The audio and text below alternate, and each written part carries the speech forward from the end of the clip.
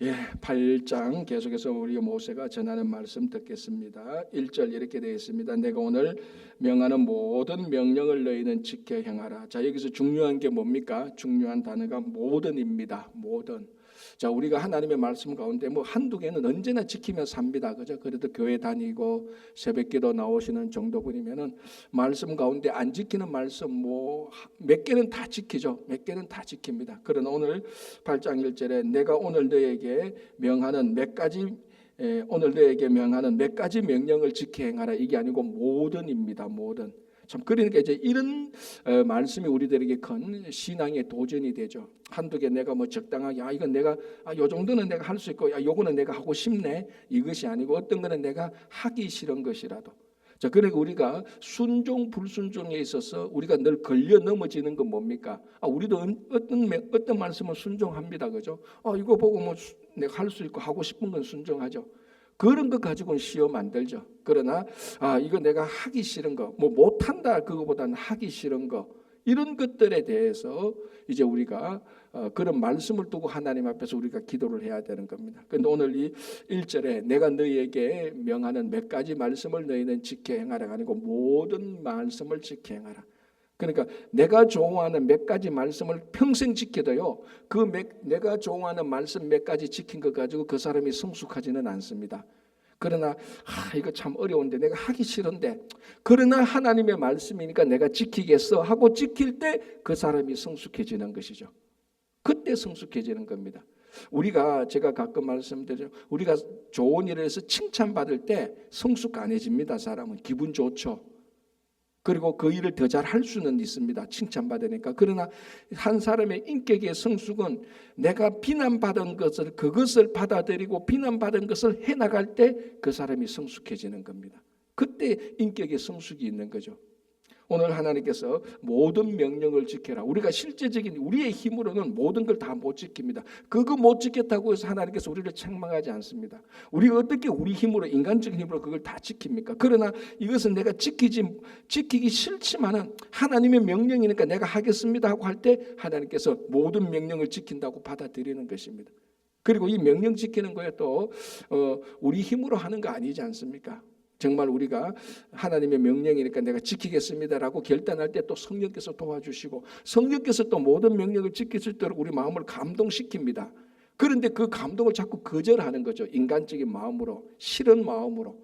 그죠? 그러나 순수하게 하나님 앞에 우리 말씀을 내어놓을 때 반드시 하나님께서는 말씀을 지킬 수 있도록 성령의 감동을 주는 것입니다. 우리가 의도적으로 거기에 성령이 역사하는데 귀를 안 기울이려고 그러는 것이죠. 마음은 자꾸 닫는 것이죠. 그래서 우리가 하나님의 모든 명령을 지키려고 할 때에 그리고 지키도록 성령께서 우리 마음을 터치하시고 거기에 마음을 열고 우리가 지켜나갈 때 우리는 정말 성숙해지는 겁니다. 그렇죠? 자, 2절 보겠습니다. 너희 하나님 여호와께서 이 40년 동안 너에게 광야 길을 걷게 하신 것을 기억하라.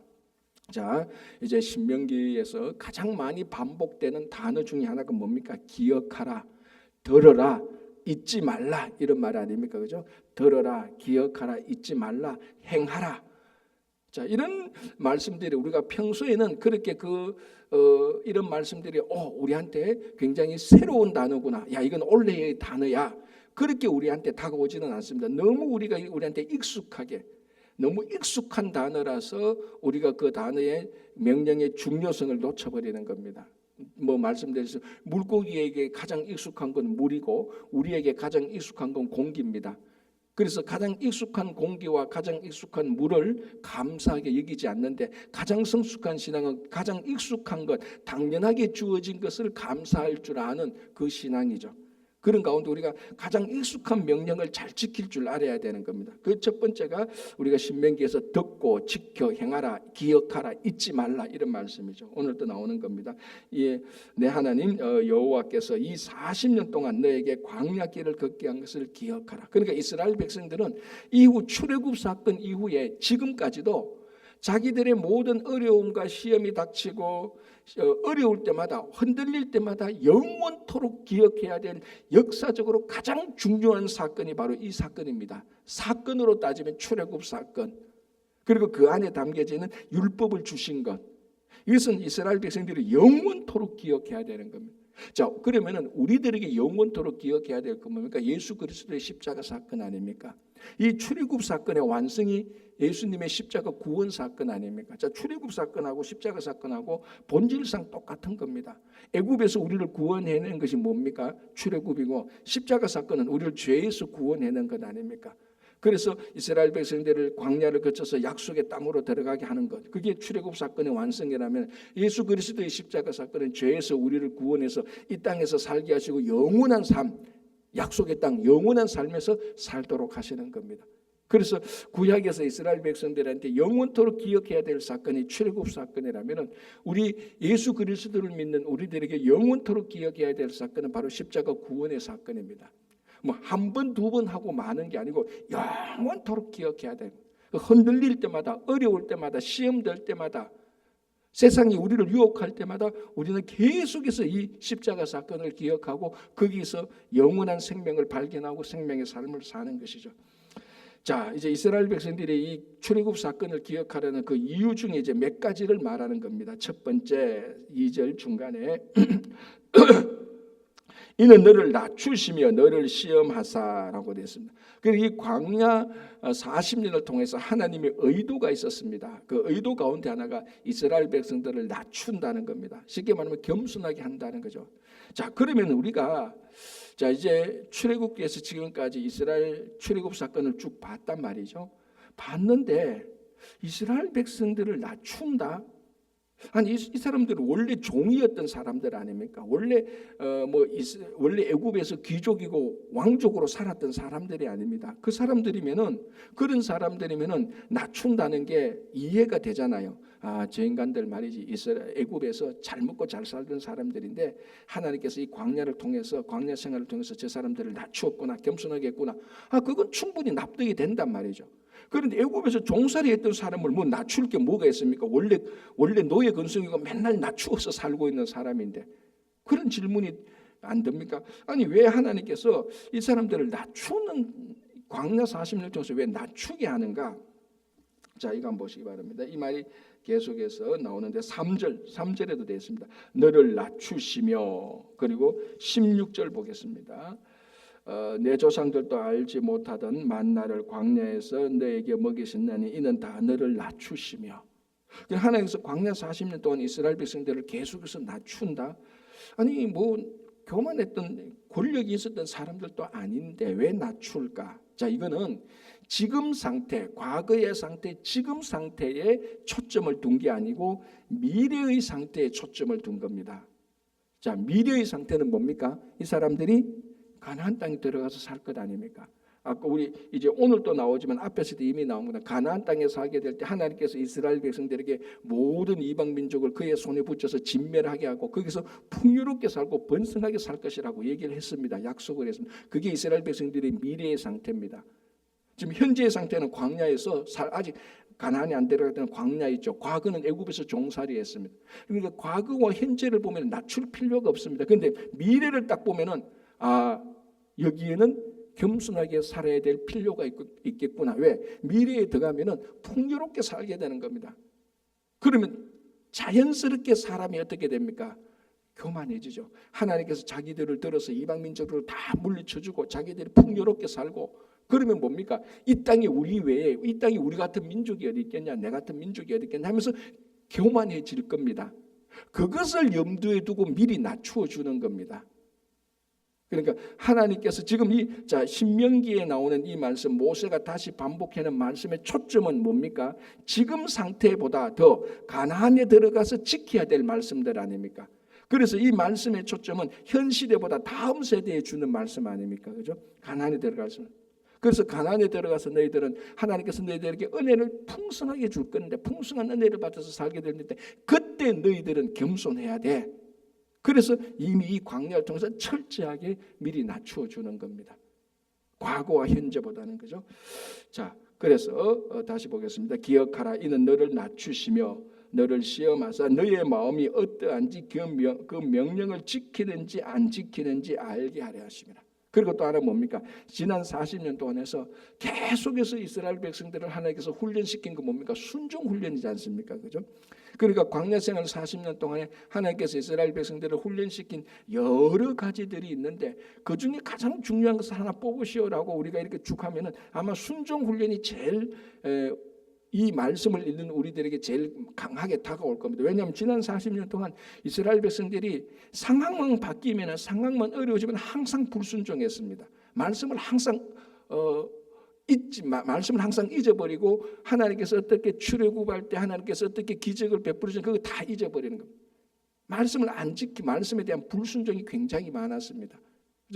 자, 그리고 이스라엘 백성들 그래서 순종하는데 이 순종 역시도 지금도 중요하지만은 가나안 땅에 들어가서 이 훈련 역시도 명령을 지키는지 안 지키는지 그것을 하나님께서 훈련시킨 이유는 명령을 지키는 훈련시키는 그것도 미래의 가나안 땅에 가서 살 이스라엘 백성들을 염두에 두고 훈련을 시키는 것이죠.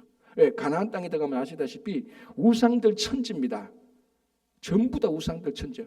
그 가운데 여호와의 명령을 듣고 지키게 살 수 있도록 훈련을 시키는 겁니다. 그러니까 네 마음이 얼마나 겸손하게 그리고 네가 얼마나 하는 명령을 지키는지 이거는 현재보다 가나안 미래의 삶을 두고 이제 훈련시키는 것이죠. 제가 전에도 말씀드렸겠지만 우리 군대에서 군사 훈련시키는 것은 딱 두 가지입니다. 군사를 강하게 훈련시키는 것이고 또 하나 뭡니까? 명령에 순종하는 것이죠. 강한 군사들이 명령에 순종 안 하면 이건 이적 행위를 행하고 반란을 일으키면 강하게 훈련시키지 않는 게 더 낫습니다. 강하게 훈련시켜놓고 불순종해버리면 가장 최악의 군사들을 만들어내는 것 아닙니까? 그래서 이스라엘 백성들을 강하게 훈련시켰다면 그 다음에 반드시 순종 훈련을 시켜야 되는 겁니다. 자, 우리들이 이제 여러분들도 뭐 새벽기도 나오시면 교회 생활 많이 하시고 뭐 교회 생활 하시면서 우여곡절을 많이 겪었을 것입니다. 우리가 신앙생활하면서 공동체 생활하면서 그 공동체를 어렵게 만드는 사람은 능력이 없는 사람이 아닙니다. 다 영향력이 있고 다 그래도 파워가 있는 사람들입니다. 그 사람들이 순종하지 않게 될 때 공동체에 혼란을 끼치는 겁니다. 교회뿐만 아니죠. 어떤 직장이나 국가 공동체도 똑같습니다. 여러분 무능력한 사람이 어떤 공동체에 악한 영향을 끼치지 않습니다. 능력이 있는 사람이 악한 영향을 끼치는 거죠. 그 능력 있는 사람이 순종하지 않을 때 국가의 기본 정책에 순종하지 않을 때 교회도 마찬가지 말씀에 능력 있는 사람이 영향력 있는 사람이 말씀에 순종하지 않을 때 공동체를 가장 해롭게 하고 위태롭게 하는 것이죠. 교회도 똑같습니다. 그래서 가장 중요한 훈련은 일단은 순종 훈련입니다. 그래서 말씀을 지키는지 안 지키는지 그걸 지금 계속해서 훈련했다라고 말합니다. 자, 8장 또 보겠습니다. 같은 맥락인데요. 3절에 너를 낮추시며 너를 줄이게 하시며 또 너도 알지 못하면 내 조상들도 알지 못하던 만나를 너에게 먹이신 것은 사람이 떡으로만 사는 것이 아니요 여호와의 입으로 나오는 모든 말씀으로 사는 줄을 너가 알게 하려 하심이라. 자, 만나는 하나님께서 이스라엘 백성들에게 주신 떡입니다. 양식입니다. 하나님께서 주신 양식을 매일매일 먹고 사는 것은 하나님께서 전적으로 하나님의 공급에 의존하며 하나님에게 순종하는 삶을 말하는 겁니다. 만나가 우리가 물질적으로 보면 먹을 양식이지만 그 안에 담겨져 있는 본질적인 의미는 뭡니까? 하나님의 공급에 의지하고 하나님의 명령에 순종하는 겁니다.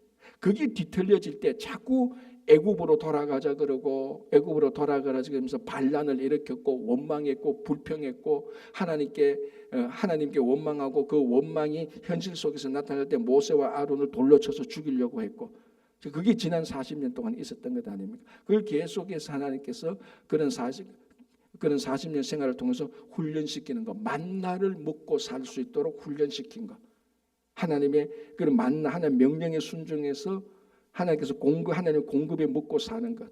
그래서 가나안 땅에 들어가면은 막 풍요로워질 겁니다. 뭐 다 잘 되고 그럼에도 불구하고 하나님의 공급에 의지해서 살아갈 수 있도록 하나님의 명령에 순종해서 살아갈 수 있도록 그때 기쁨과 즐거움을 누릴 수 있도록 하나님께서 이스라엘 백성들을 훈련시키는 것입니다.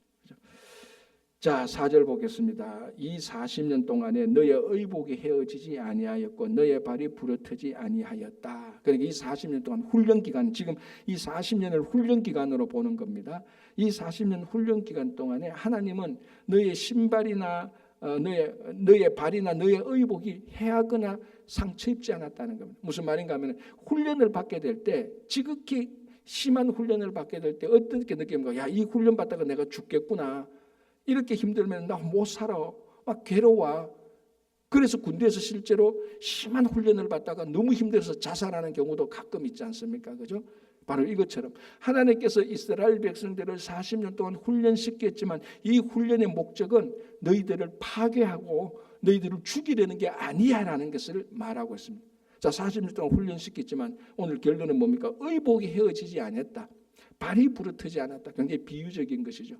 발 하나 부르트지 않다. 40년 동안 광야를 걸어왔는데 왜 발이 부르트지 않겠어? 매일 걸었는데 제일 이제 우리가 그 몸에 상함이 쉬운 게 발이 부르트는데 하나님께서는 그 발이 부르트지 않았다. 의복이 해하지 않았다. 그만큼 하나님께서 훈련 기간 동안에도 우리가 힘들고 피곤하지만은 하나님의 목적은 우리를 파괴시키는 것이 아니다라는 것.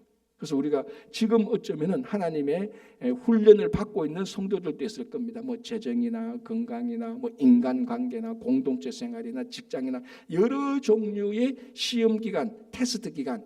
여기서 말하는 시험은 유혹이 아니고 훈련하는 기간, 그 훈련 기간 중에 있는 분이 있을 겁니다. 그러나 하나님께서 이 훈련 기간을 통해서 한 번도 그 사람을 죽인 적이 없습니다. 발도 부러뜨지 않을 정도였으니까. 그죠? 그래서 훈련을 받고 있는 동안에 내가 이 훈련이 끝나면 더 성숙해지는구나. 그리고 나는 죽지 않는구나. 그 확신을 우리들에게 주시는 겁니다. 자, 5절. 너는 사람이 그 아들을 징계한 같이 내 하나님 여호와께서 너를 징계하는 줄 마음에 생각하고. 자, 여러분 이 하나님의 징계 훈련 말하는 것이죠. 이것을 뭐라고 말합니까? 하나님 아들을 징계한 같이. 자, 부모가 아들을 징계할 때, 부모가 아들을 회초리 때릴 때, 그 아들을 죽이려고 때리는 부모는 없습니다. 그죠? 성숙하게 일으키려고 세우려고 하는 거죠. 그거하고 똑같이 하나님께서 40년 동안 이스라엘 백성들을 징계했다, 훈련했다라고 말을 하는 겁니다. 자, 7절에서 10절은 가나안에 들어가서 살게 되는 풍요로움입니다. 삶의 풍요로움이죠. 자, 결론적으로 말하면 이런 삶의 풍요로움은요, 영적 위험을 초래할 수가 있습니다. 우리가 지나온 삶을 보면은 참 여러분 오해하시지 말고 들으세요. 하나님의 은혜가 때로는 우리의 영적 위험을 초래할 수가 있습니다. 하나님께서 우리에게 주신 풍성한 은혜 있지 않습니까? 하나님께서 우리에게 물질적인 은혜도 주시죠. 영적인 은혜도 주시지 않습니까? 그 은혜, 하나님께 주신 풍요로운 삶을 우리가 그 은혜 뒤에 있는 하나님에게 초점을 맞추지 못하고 하나님께서 우리에게 주신 그 은혜에만 초점을 맞춘다면은 항상 영적인 위험을 초래할 수가 있습니다. 이걸 우리는 굉장히 조심히 봐야 되는 겁니다. 자, 한번 보십시오. 하나님께서 이스라엘 백성들에게 주시는 가나안의 은혜를 한번 보시기 바랍니다. 7절. 내 하나님 여호와께서 너를 아름다운 땅에 이르게 하시나니 그곳은 골짜기든지 산지든지 시내와 분천과 샘이 여러고. 여러분 그 근동 중동에서 땅의 가장 기본적인 1번 복이 뭡니까? 물입니다. 그죠? 다 아시잖아요. 물이 있어야 되는 겁니다. 뭐라 그래도 그쪽 지금 물이 없으면 그 땅은 다 폐허입니다. 자, 첫 번째가 뭡니까? 그곳은 골짜기든지 산지든지 시내와 분천과 샘이 여러고. 이거 하나만 해도 가나안은 젖과 꿀이 흐르는 땅이 되는 겁니다. 이거 하나만 해도 물이 언제나 있는데 하나님께서 주신 풍요로움이죠. 자, 그리고 8절 밀과 보리의 소산지요 포도와 무화과와 석류와 감람나무와 꿀의 소산지라. 9절 너가 먹을 것이 모자람이 없고 너가 아무 부족함이 없는 땅이며. 자, 표현이 멋지지 않습니까? 부족함이 없다, 모자람이 없다. 그래서 앞에서 뭡니까? 아름다운 땅이었다. 7절 앞부분에 너를 아름다운 땅이었고 부족함이 없고 모자람이 없고, 그리고 10절에 보면 옥토라고 말했죠. 너가 먹어서 배부르고 내 하나님 여호와께서 옥토를 주어. 옥토를. 그러니까 아름다운 땅이요 옥토요 부족함이 없어요 모자람이 없어요. 자, 이게 하나님께서 우리에게 주신 은혜입니다. 얼마나 감사합니까? 그러나 여기에는 항상 우리가 여기에 대해서 이게 하나님께서 주신 것이다라고 하나님에게 초점을 맞추지 못하고 여기 주신 것에만 은혜 맞추고 이것 가지고 서로 비교하고 이것 가지고 뭐 많니 좋으니 이렇게 따지기 시작하면 100% 영적 위험으로 들어가는 것입니다. 그런데 보십시오. 이게 얼마나 묘한가 하면요. 이 10절 제일 마지막에 어떻게 됐습니까? 그를 찬송하라 되어 있습니다. 하나님께 감사하라는 것이죠. 하나님께서 이 주신 것에 대해서, 은혜 주신 것에 대해서 감사. 자, 여러분, 감사를 하게 될 때 누구에게 초점을 맞춥니까? 그 감사한 것을 주신 당사자에게 초점을 맞추지 않습니까? 여러분 생각해 보십시오. 여러분 지금까지 살아오면서 어떤 분들에게 분에 넘치는 선물을 받았을 겁니다. 그죠? 그런 일이 있을 겁니다. 아니면 너무 감사한, 너무 좋은 선물을 받았을 겁니다. 그에 대해서 감사를 한다는 것은 이 선물을 내게 주신 당사자를 기억하는 것이죠. 야, 그때 그 장로님께서, 그때 그 권사님께서, 야, 그때 회사로만, 그때 부장님께서 내게 이런 선물을 주셔가지고 우리가 그때 어려움을 극복했잖아. 야, 그 부장님 참 고마워. 야, 그 장로님 참 고마워. 그게 감사입니다. 감사. 근데 이 감사가 있으면은 하나님께서 우리들에게 주신 은혜로 시험 들지 않습니다. 그래서 이 풍요로운 땅, 모자람이 없고 부족함이 없고 옥토와 같은 주신 것에 늘 감사하면서 살아가는. 그런데 진정으로 이 감사 안에는 겸손함이 있고요, 영광 돌리는 게 있습니다. 감사함은 오늘 우리가 감사가 초점이 추수감사절이 아니기 때문에, 그래서 오늘 이렇게 많은 선물을 주시고 난 다음에 결론은 너희 하나님께 감사하라. 그러면 하나님을 잊어버릴 수가 없죠. 잊어버릴 수가 없죠. 영원토록 기억합니다.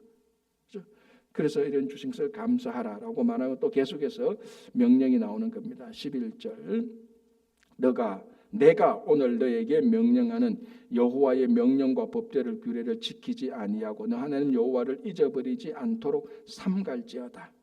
앞에서 계속해서 지금 했던 말씀을 반복해서 하는 거죠. 자, 14절 보겠습니다.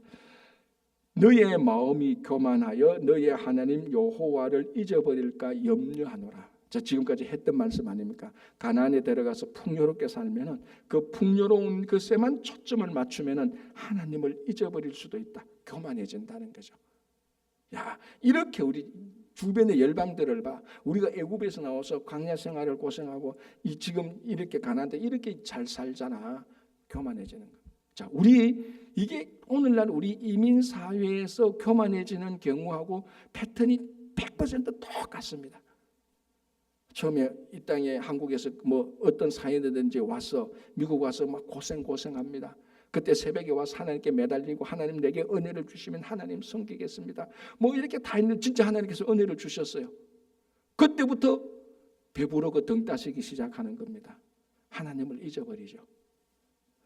저에게 목사님 그런 사람 한 10명 이름을 대보라 그러면 제 10명이 아니라 20명대 이름 될 수 있어요. 제가. 진짜 저분 하나님의 은혜를 주셨는데 진짜 그때는 막 눈물도 흘리고 막 그랬는데 정말 하나님께서 은혜 주시니까 하나님 섬기겠다고 한 것처럼 했는데 다 지금 대마가 세상으로 간 것처럼 교회를 떠나고 하나님 떠난 사람들이 주변에 수두룩합니다. 이게 내가 풍요로운 땅에서 살게 될 때 하나님의 풍성한 은혜를 살게 될 때에 조심하라, 하나님을 잊어버릴까 조심하라 했던 그게 오늘날 우리가 이민생활 열심히 살고 수고하면서 이제 막 잘 살게 될 때 하나님의 잊어버린 거하고 전혀 다르지 않습니다. 똑같습니다. 그리고 오늘 뭐라면 네 마음이 교만하여 하나님께서 주신 은혜에 감사하지 못하고 마음이 교만해지는 거예요. 이거는요, 이 모든 사람에게 하나님의 풍요로운 은혜가 영적 위험을 초래할 수 있다는 것을 늘 기억해야 되는 겁니다. 그렇죠? 자, 그리고 보시기 바랍니다. 이제 그러면서 이때에 기억해야 될 게 두 가지 있다. 첫 번째 14절 중간에 여호와는 너를 애굽 땅 종되었던 집에서 이끌어내시고, 여호와를 기억하라. 어떤 하나님? 애굽에서 종되었던 집에서 이끌어내신 하나님. 우리가 그때 애굽에서 종살이했는데 그때 하나님께서 우리를 인도해 주셨다. 그리고 이제 15절에 보면은 광야 생활에서 하나님께서 우리를 인도해 주셨다. 그러니까 애굽에서 구원해 주신 하나님, 광야에서 인도해 주신 하나님, 그걸 늘 기억하는 겁니다. 그래서 제가 전에도 말씀드린 것처럼요, 가난한 사람들이 기도하는 것 참 귀하죠. 이것도요. 그러나 진짜 귀한 기도는요, 일상적인 삶 속에 부족함이 없는데도 간절한 마음으로 하나님을 찾는 사람입니다. 가장 성숙한 사람이. 여러분, 사람은 배고프고 춥고 하면 다 기도하도록 때가 있어요. 이게 나쁜 게 아니지, 이것도 참 좋은 거죠. 그런데 등 따시고 배부른데 간절하게 나와서 하나님의 나라로서 기도하는 사람, 그 사람이 진짜 최고의 성숙한 기도죠. 막 일이 어려울 때는 막 매달렸다가 해결 딱 되면요, 언제 그랬냐, 물 빠지듯이 간절함이 싹 빠져나가는 게 사람입니다. 지금 하나님께서 그걸 말하는 겁니다. 그래서 7절에서 10절까지 풍요로운 하나님의 은혜를 말하고 바로 말하는 것이 하나님을 잊어버리지 않도록 주의하라라고 지금 경고를 하고 있는 겁니다. 그죠? 자, 그리고 16절 보겠습니다. 내 조상들도 알지 못하던 만나를 광야에서 너에게 먹이셨나니 이는 다 너를 낮추시며 너를 시험하사. 자, 아까 제가 얘기했죠. 왜 이 광야 40년 동안 낮추고 시험했느냐, 훈련시켰느냐. 미래의 가나안에서 풍요롭게 살 때 그걸 염두에 두고 미리 훈련시킨 겁니다. 그래서 교만해지지 않도록. 그죠? 18절 보겠습니다. 자, 17절. 그러나 너가 마음에 이르기를 내 능력과 내 손의 힘으로 내가 이 재물을 얻었다 말할 것이라. 정확히 알죠. 하나님은 인간이 어떤 존재인가를 아는 겁니다. 왜? 창조주니까. 자, 너가 이 풍요로운 땅, 모자람이 없고 부족함이 없고 아름다운 땅에 가서 옥토에 가서 살게 되면은 다른 이방 민족들보다 더 잘 살게 될 것이다. 그때에 너희들은 무슨 말을 할 것인가를 미리 아는. 뭐라고 말합니까? 내 마음의 일을 내 능력과 내 손의 힘으로 내가 이 재물을 얻었다라. 아까 제가 얘기했지 않습니까? 막 새벽에 나와서 기도하고 어렵고 힘들 때 하나님, 그때 막 말씀을 읽을 때 말씀이 꿀이었다고 말합니다.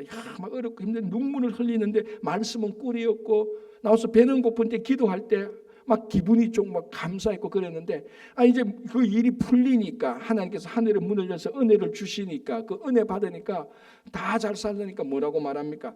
내 능력과 내 손의 힘으로 내가 이 재물을 얻었다라고 말.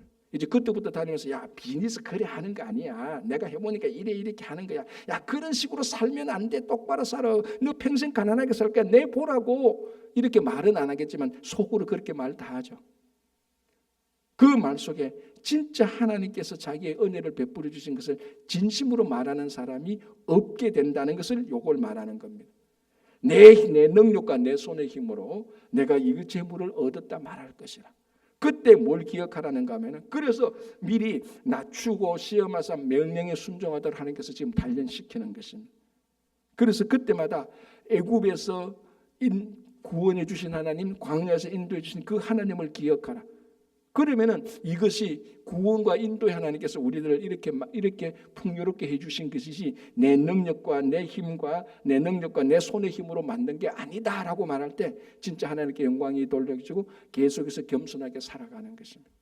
이 8장에 나타난 것이 가나안에 가서 풍요롭게 살게 될 것이 우리가 이 삶의 뱃더니 특별히 우리 이민자들에게는 그대로 똑같이 맞아떨어집니다.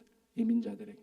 오늘 우리가 이 말씀을 생각하면서 늘 우리가 하나님께 주신 이 은혜에 대해서, 그리고 지금 시험 든다고, 지금 하나님께서 우리를 테스트한다고 해서 아까 말씀드린 발이 부러뜨거나 옷이 헤어지지 않습니다.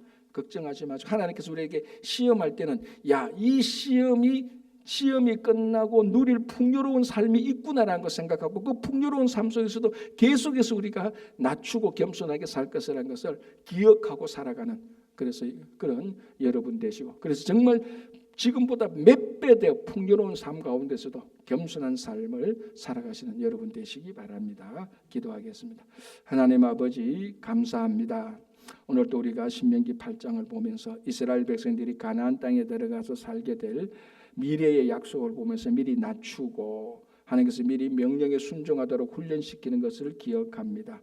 주님, 혹 우리 가운데 이런 시험 기간에 있는 분들이 있다면 하나님께서 발이 부러뜨지 않고 옷이 헤어지지 않도록 지켜주신다는 것을 기억하고, 이 시험은 우리를 더 풍성한 삶에 살도록 하신 하나님의 은혜라는 것을 기억하며 살게 하여 주시옵소서.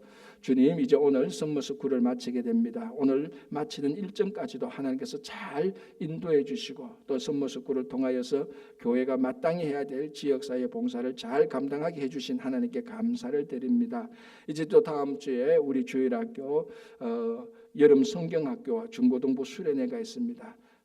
이런 수련회와 성경학교를 통해서 우리 주일학교 자녀들이 믿음 가운데서 잘 자랄 수 있도록 주님 인도해 주시고, 특별히 수고하신 우리 전도사님들, 선생님들, 스태프들 함께하여 주시옵소서.